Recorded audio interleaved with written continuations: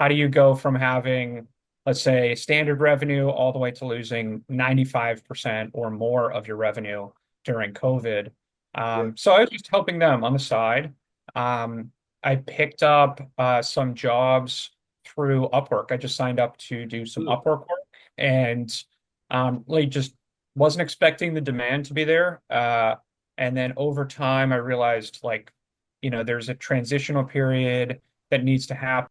Yeah, honestly, I have two very simple things that I can tell your listeners. The first one is look at who the top people in your industry are and just look at their sales funnel and their Right. strategy.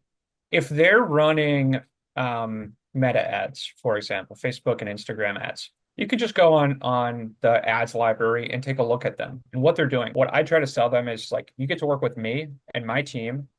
Yeah. You can call me 24/7. You can work with me and I will as a business owner myself, I know that people are solving for, as we said like before, like they're just focusing on the wrong KPI. I want to focus on like, is your business truly, are you truly happy with Mhm. with the business growth?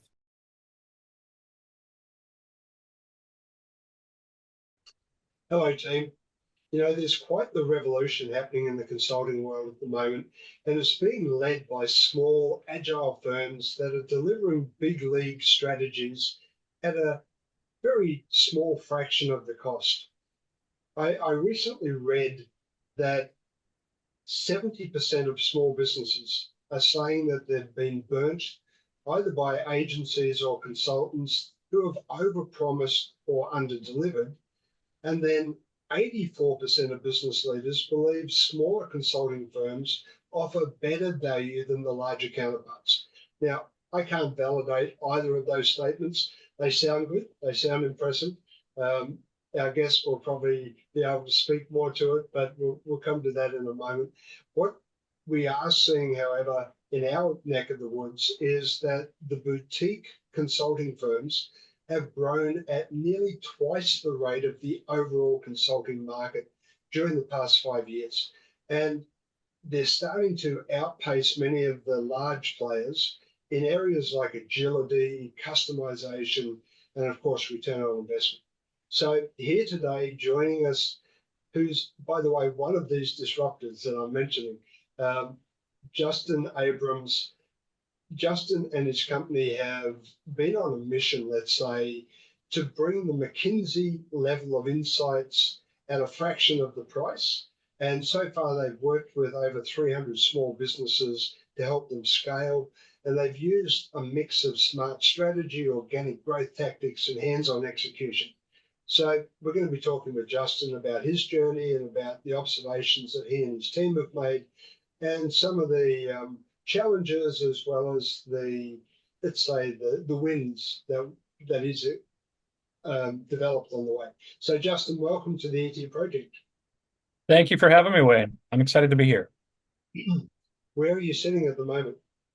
I am in Boston, but if you had asked me in the last, let's say, 72 hours, it would have been London. So I am all over the place, but my home base is Boston.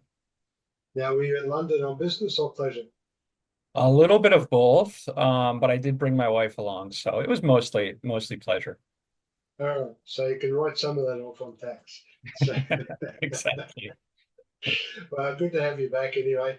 Um, Maybe you can start by just walking us through how you got started in consulting. Was there a pivotal moment in your life, in your career, that sort of brought you into this world? Yeah, so my route is a bit all over the place, but I actually was very early in consulting just for like an educational business for a while, for a few years. Then I Yep. moved into some tech consulting. And then from there, I ended up in biotech. So I've kind of Hmm. been all over the place. What I realized in biotech, it was much more about programs and systems because of drug trials are extremely complex and Yep. the margin of error is extremely is very costly if you make a mistake. Hmm. Um, So I was there for a number of years, so about 4.5 years. And then during COVID, um, I really the need for consulting and advice, really just a fancy way for saying advice to small businesses was quite Yeah. high. Particularly with just my friends and family who had small businesses. Okay.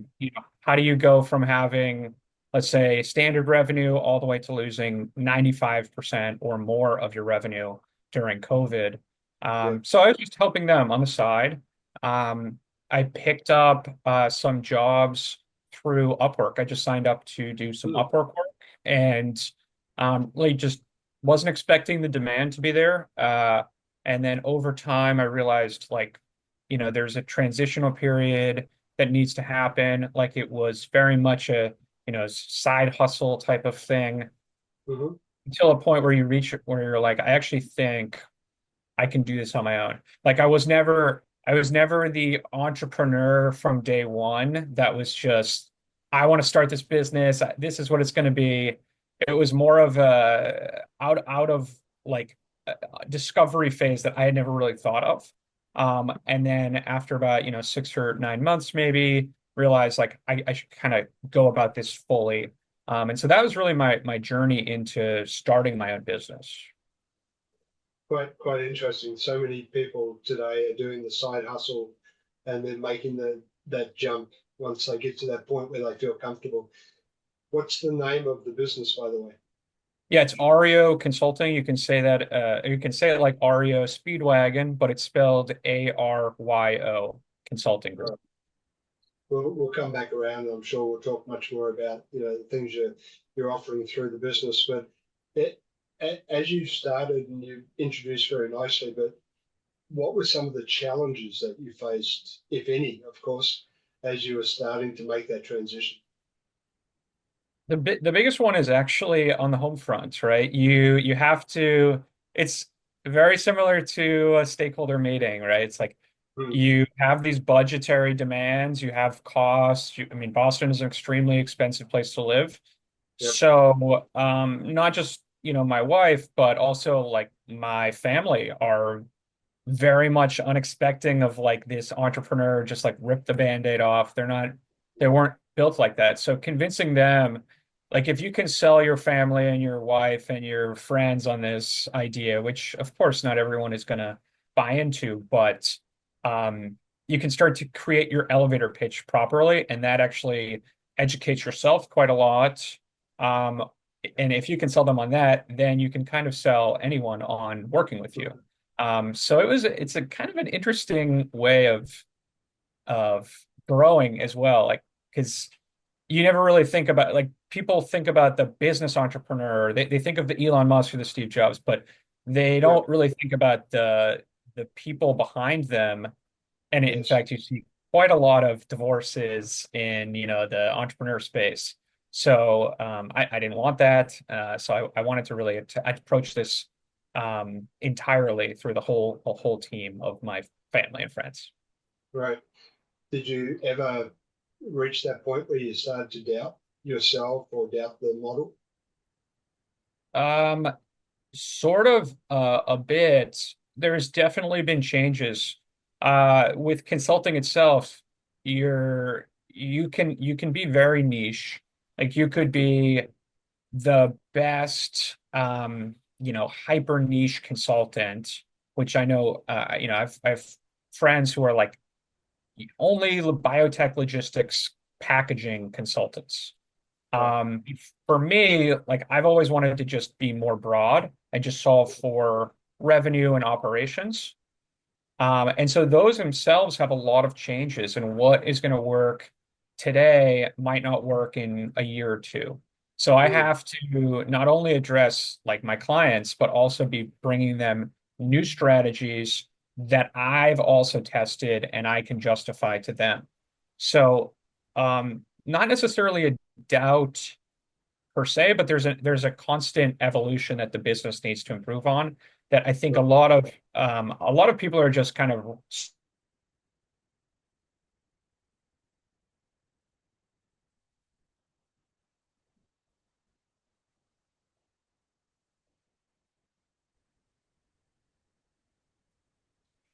Yeah, I fully understand where you're coming from, Justin. So if you were to look back at that period, is there any lesson you would take out of it or any learning you would take out of that period that you would tell your younger self to avoid or to be aware of?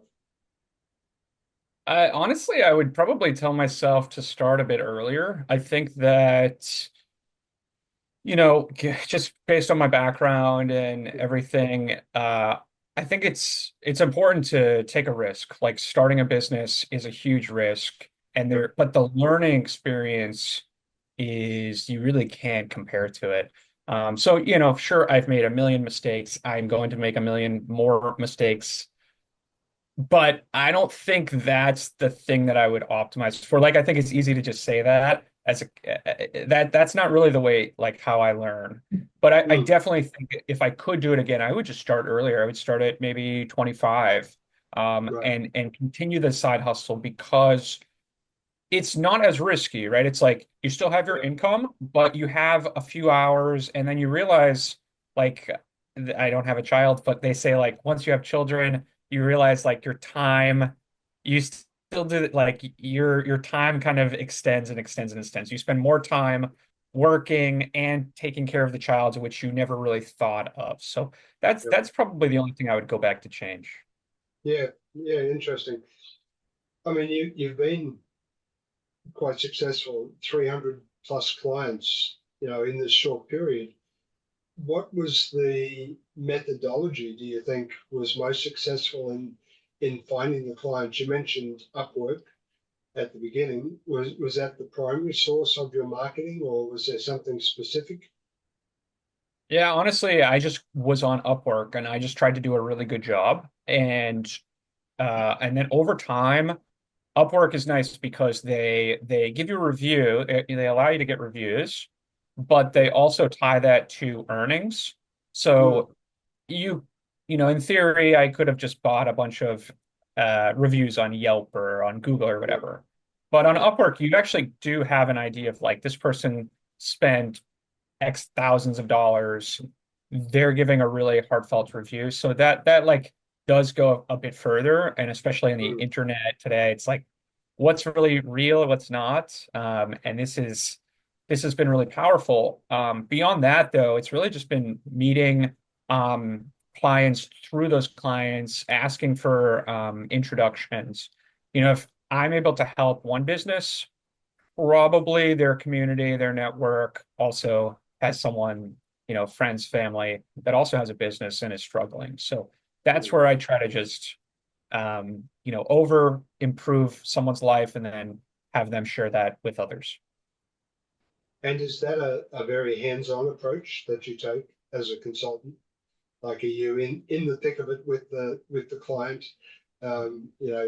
working with them during the day type thing, or is it more of a advisory capacity?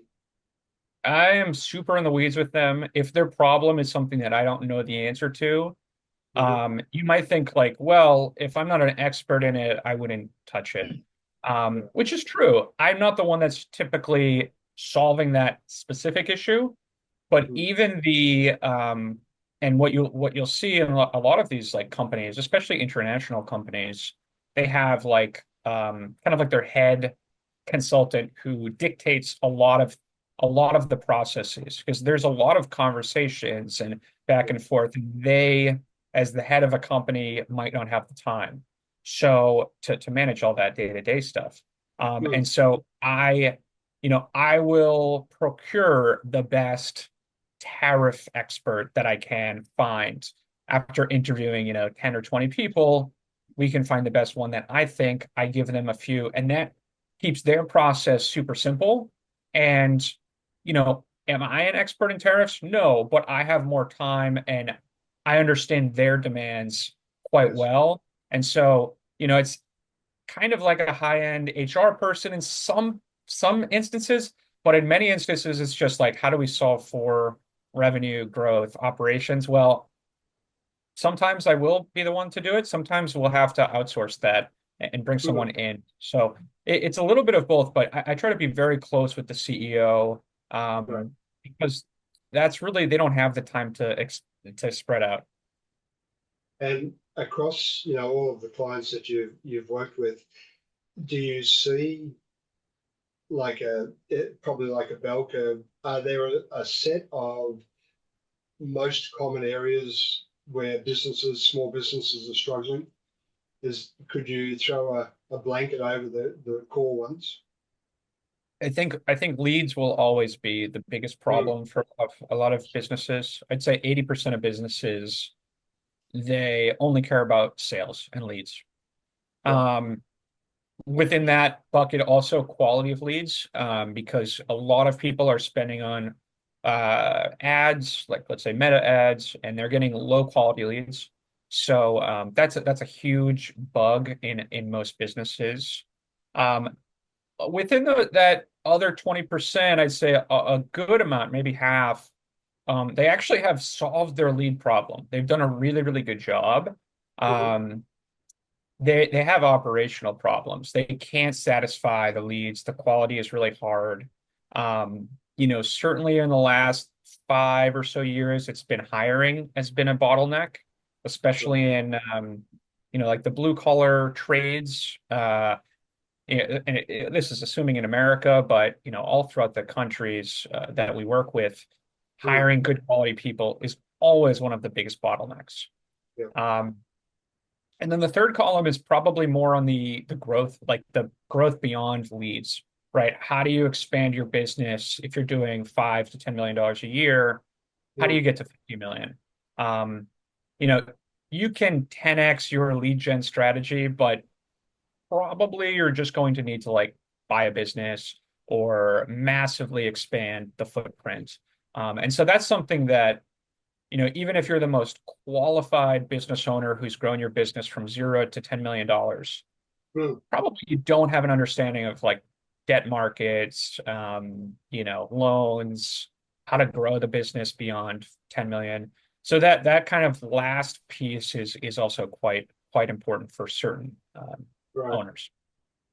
In terms of leads, how do you advise or come in and work with the clients to help them with leads? I know it's very related to the industries they're in, etc. But do you have a typical approach in helping the customer?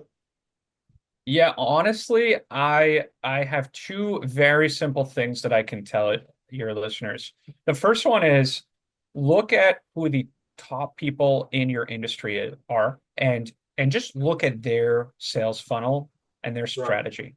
If they're running meta ads, for example, Facebook and Instagram ads, you could just go on the ads library and take a look at them and what they're doing. Of course, you can't find the right targeting and all of that, but you can at least see if they're not running any ads on Meta, then maybe they're doing it on Google or maybe they're doing it on TikTok or Snapchat. Like there's there's a library of all of these ads that you can find. Maybe they're running TV ads. Like just try and look at who's the top person and figure out like what they're doing and then just reverse engineer it. That's the simplest way.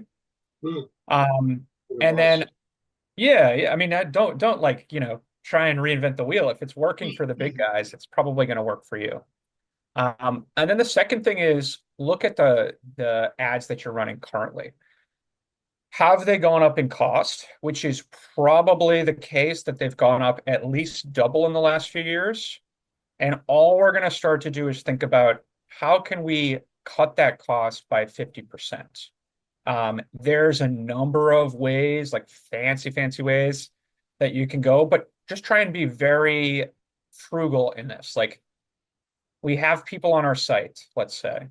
How do we Mm, double those people on our site just booking a call or speaking with someone? There's not so many, crazy strategies, right? It's like you run a pop-up, you run a chat bot, or like all of these things can be done. mm, There's ways to do them perfectly, but I think most business owners like are smart enough to at least get the ball rolling, and just trying to double that conversion rate on site. mm. And of course, leads are the top of the funnel. How do you then work with people to help them convert those leads, but to grow the business? Like, do you work a lot on strategy? What's the next step after you bring the potential customer to the point of the or to the table? Yeah, so a lot of people want to get, and where we talk about quality of leads is really important. A lot of people online are like, you need a killer offer. And because of that, they optimize for the top of funnel leads coming in, but the quality of people is usually not that great. They're looking for something free, or they're looking for Yeah. a 50% discount. And now when you start to charge them full price, like then they churn after a month or two. Mm, So from the consultant's perspective, they're like, look, I got you 100 leads. But from the business owner's perspective, they're like, well, sure, but my profit wasn't very high, if at all. Maybe I gave them all away for yeah. basically cost. So I try to like solve more for the top of funnel quality first, and it will tend to improve that fall on that middle of funnel and the ultimate like end goal, which is, can they convert other people? Is this problem so solved so well that they're willing to tell all the people around them? But that itself can be a number of things. It could be the sales process. It could be the ads that you're running. It could be the audience that you're speaking to. Even the channels that you're running ads on. I can tell you, like, so many people are running meta ads for local businesses. Probably not that wise. Like, I don't understand why people are pushing that. Yeah. Um, but people don't like scroll their Instagram and then say like, oh, I definitely need to like get a new HVAC unit. Like people are pushing that, but it's not going to work. Mm. How do you differentiate yourself or your company from your competitors? This is going to sound like super pompous, but I think the only way to do it is just you have to just be yourself, right? Like I don't try and sell my strategies or anything that we do that we're so much better at or worse. All of that is up for debate. What I try to sell them is like you get to work with me and my team. Yeah. You can call me 24/7. You can work with me, and I will, as a business owner myself, I know that people are solving for, as we said, like before, like they're just focusing on the wrong KPI. I want to focus on like, is your business are you truly happy with Mhm. with the business growth? Like, sure, we can 10x revenue, but your profit might stay 0% Yeah. growth. So that's not a good win. That's a fake win. So how do I work with you? How do I get you a better system? How does your business grow? And then working on the goals is really important too. Like some people are 60 years old. They want to increase their profit a bit for a sale to just end their career. Mm. Other people are young and scrappy and they want to 10x their growth and they want to, be the next, you know, on Fortune magazine guy, and that's totally fine too. But kind of speaking with them and just saying, listen, I will work with you no matter what. You want to go fast, I will go with you. Yeah. But there is the differentiation is just you can't find anyone like me. You can find other people, they have other qualities that are better than me, but I'm just one of one and we mesh really well. So I think of it more like a friendship. Like not everyone's going to be friends with everyone. But I think you're touching on there why a lot of small businesses feel like they get burned by working with different consultancies because they're not working with somebody who's authentic, who really is in it to see the right outcome. For a lot of these consultancies, and I'm not bad mouthing the industry, but the reality is a lot of the consultancies are out there to make the money that they need to make to keep their doors open, and they have to they have to do what they do. But I'm with you on that. One of the things I know you promote strongly is your pricing model. So what's the whole mindset around how you price your services?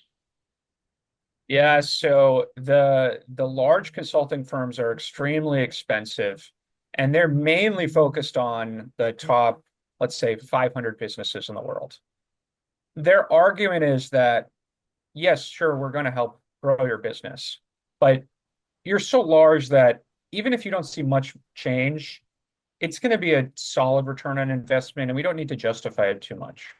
Mm, Um, Whereas and we have worked with a lot of really large businesses, Fortune Fortune 100 businesses, yeah. but for the most part, small businesses don't have that return on investment that's just so easy for them to just like sign the check and call it a day.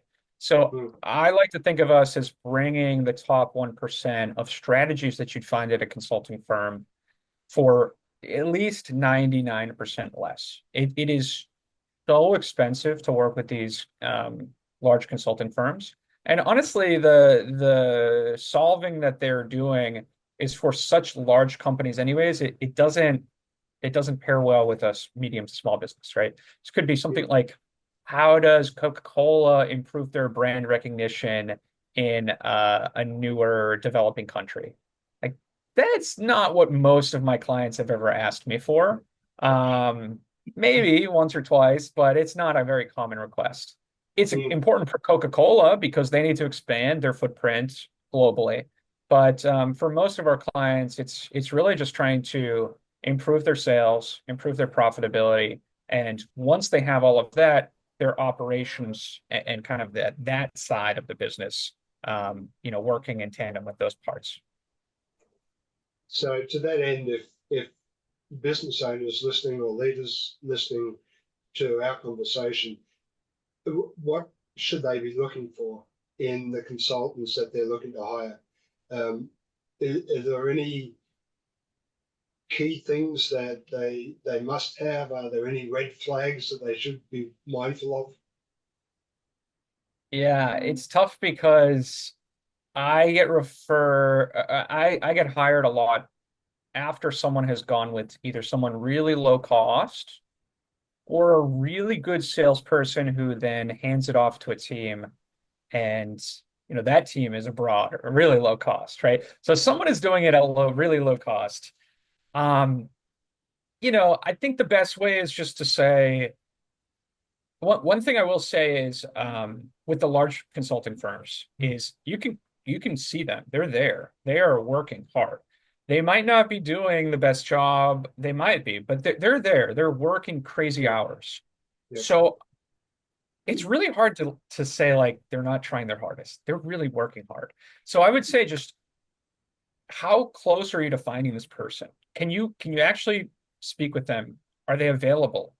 Mm. Are they the ones doing the work? Are they feeling the pain? Are they um are they solving the issue, or is someone else who's not really relevant doing the issue? That quite happens a lot in marketing agencies, consulting firms. Um, and then the honesty. I don't know if there's a way to solve out for honesty, but I'm a pretty honest person. I can tell someone I do or I don't know how to do something. A lot of the consulting firms are just going to say, yeah, we do it all, and they're just hoping that you bite. That's Mm. not something I can tell. I mean, I can tell you right away. I can do 5 things and then 500 things I can't do, but I might know someone that's a good fit.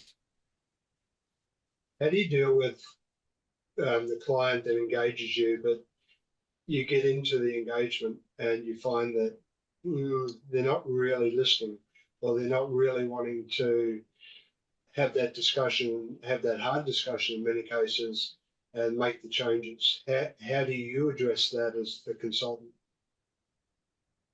Yeah, it's a tough one because I think of it a little bit like a gym trainer.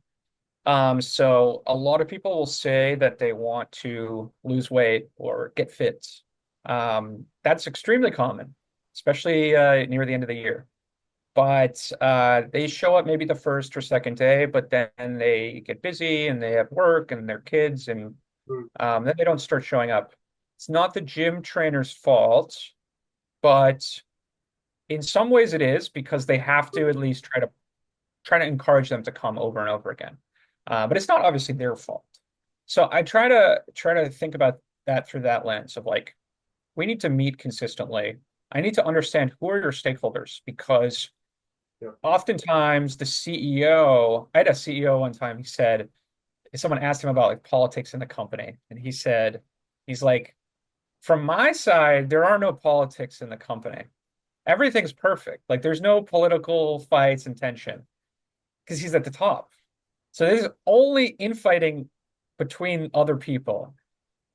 So you have to understand like the CEO is actually probably your biggest champion. The CFO or the chief marketing officer, maybe they start to feel the pressure that like, why is Justin coming in and fixing stuff that I'm doing? So first you have to figure out that layer of like secondary people and make sure that you're not trying to steal their job, or at least put on that thought to them. You're not. You're just really there to help them. Yeah. And then the second thing is just making sure that you're there every single day, every single week for a meeting, just to check in. And just, I always just try to mention, what's your goal? Oh, you told me your goal is to lose 100 pounds this year.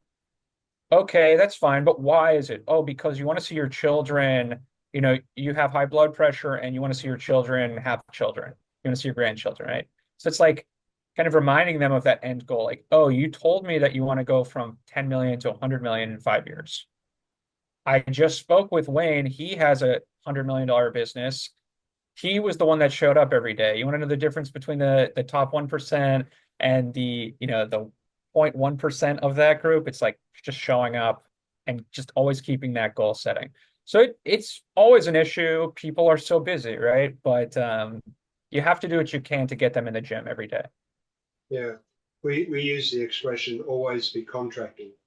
So meaning always be circling back, just as you said, checking in. Are we still heading in the same direction? Are we still on the same page? Has anything changed? Are you happy with the progress? Do we need to pivot, et cetera, Yep, to make sure that everybody's still on the same journey? So definitely. yeah, very good. So looking to the future now, Justin, lots of changes in the world, geopolitical changes, uh, technology changes. You mentioned biotech earlier. I mean, anything to do with technology is having a huge impact on the world of commerce. What's the future look like in your eyes for you and the consulting industry? I think the quality is ever more so important of getting things. You really have to hire for a team.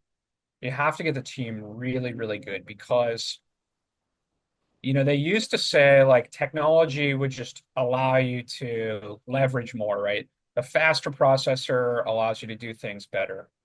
Mm, The team with things like AI, I mean, it's a clear 10x improvement if you can um, actually find the right people to utilize yeah, these tools properly. And so the world is moving so fast. Like in the past, you used to just be able to purchase a CRM or purchase a technology upgrade, and it was okay. Like you just kind of kept going and going and going. But now things are moving so fast. There's new things every day. I think the future is going to be just focusing on the past, the present, and the future all in one. You have to put and dedicate a lot of time to the present, right? Your current clients, current processes, just improving, like the Lean Six Sigma worlds. Then I want you to really look at the future by like, if you're spending 1% of your day on the future, spend 2%. And then next month, spend 4%. yeah, Because you're seeing this in even like a Google search, like they're not going to get beaten by a better searching like competitor. They're going to be losing to a wholly new way of people yes, discovering things. Yeah. exactly. And Yeah, so you can read like the Harvard Clayton Christensen's of the world, and like they're not losing in that traditional strategy of just like getting old and kind of getting beat by that way. They're getting it mm, just by a whole new paradigm shift. So yeah, think through that. Like, how is this going to change my business model? If people are discovering me on Google and now all of a sudden they're finding me on ChatGPT, like, how is that ICP change? Is that younger? Is that older? Is that wealthier? Is that poor? Are they in the US? All that stuff is really important to think about. I think it's really important to focus on the future more than ever Mm. before.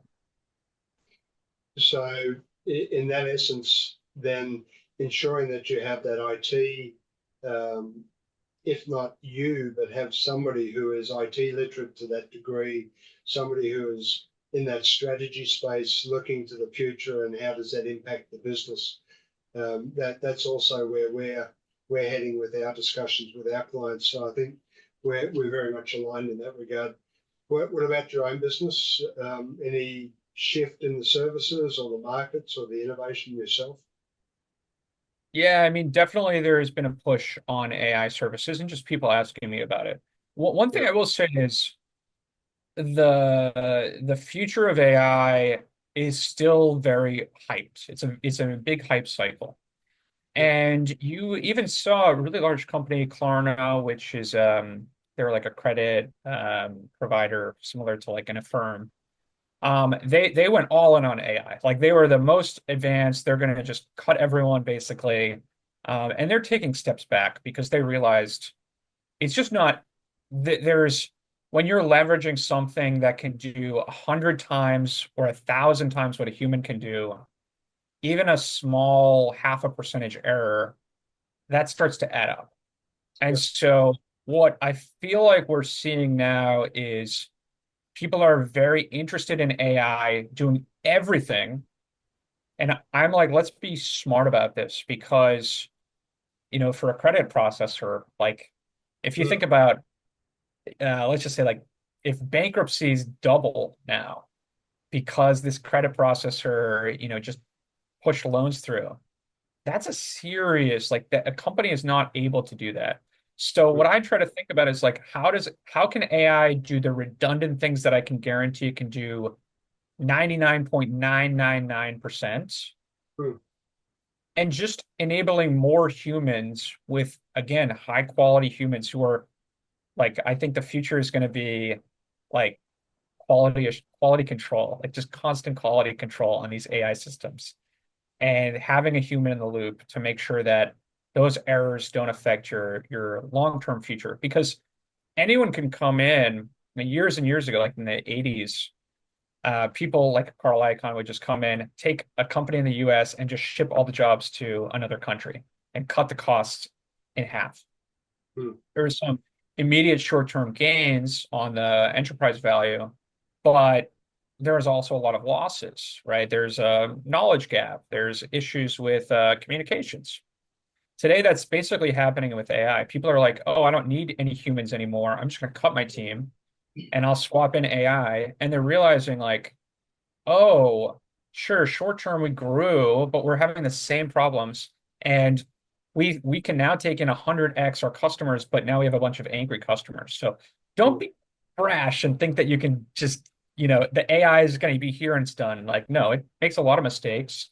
It doesn't think for itself. And people are overhyping what it can do because they have investors. So don't see through that pain and just don't go crazy. Just be Yeah. slow and methodical about the AI. Yeah. How will you maintain let's say, the personal touch, the strong involvement as your business grows? Like this is one of the challenges that all small businesses have as they scale and they've been heavily involved in dealing with their clients. As they grow, they start to lose that personal service, personal touch.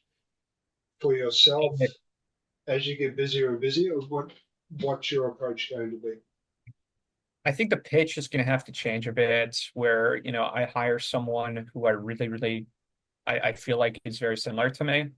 Mm. Um, I was listening to Mr. Beast, like the largest YouTuber, and he talks because I was struggling with this question. And he basically hires someone to shadow him constantly. Like he's like, I'm gonna find someone who's very similar to me, and they're just gonna shadow me all throughout the day. And now I'm gonna create over 6 months like a carbon copy of myself. Um, and I think I'm gonna, and I already have started to do that more and more of like giving extremely hard tasks to my team, knowing full well they're not going to get it 100%, but I Mm. can tell them and I can walk them through how I solved this to the 100% that I've done, even if I'm not perfect, Right. so that they can start to like duplicate me. And I want them to think obviously for themselves, but I also want them to think through like being the business owner and like what the quality is at our company. And I'm certainly I know more than a new hire will. So I'm not trying to get them to be perfect, but over 6 months, I think they can really get there. And certainly worked Mm. well for Mr. Beast, and he's really gone through like methodically how to do it. So that's kind of how I would do it. Yeah, that's great advice. So, any closing comments in terms of budding entrepreneurs that are looking to start their own consultancy or whatever their practice might be? What's a couple of tips you would leave with them um, based on your learning so far? You mentioned Yeah, starting earlier, but apart from that, I would just say like entrepreneurship is a journey that takes years and years to solve to figure out and to understand. But it is that's really what life is about is to be entrepreneurial, to make your own thing, I mean, you have only one life. So you can do all the reasons and the math and the justification, but you don't have to be anything aggressive. Like you could create your own water bottle brand. Just yeah, try it. I think it's a really enticing bug once you get it and you start to realize like, oh, I can do this more. I was never like this Elon Musk, I'm going to change the world. I didn't have that thought. I still yeah, don't. I just want to help people in my community to get a better deal because a lot of people are not getting great deals. They're getting what they can get. And if you just help someone, you should be able to get some money off of that. That's an inspiring thing. I wake up every morning. I know this is like super cliche. They say, oh, he's tap dancing to work, like Warren Buffett says this. But I don't think of it like that. I'm just like, I get to solve complex problems every day that other people don't have the privilege to do because they're not in those conversations. mm, Um, and if you're working a salary job, you're probably not that close to the CEO or the CFO. You might go up every 2 years, you might get a pay raise. And then there's politics and politics and politics to get you up and up and up. And then all of a sudden, you're a shell of who you are. So I yeah, think it's the freest form of work. I think it's extremely hard, and you will definitely not be working a 9 to 5, but you enjoy it. And I don't think it's easy to understand until you do it. So that's what I would say. mm. Very nice, very good advice. Thank you. Well, Justin, time's up, and it's been a great conversation. I've certainly taken a lot of notes and takeaway from the conversation. I appreciate it. All the best for everything going forward, and look forward to keeping in contact. Thank you so much, Wayne. I appreciate it. So what are you waiting for? Hit the subscribe button below and click on the bell icon so I can pop up in your feed occasionally with a great tip for your ultimate growth.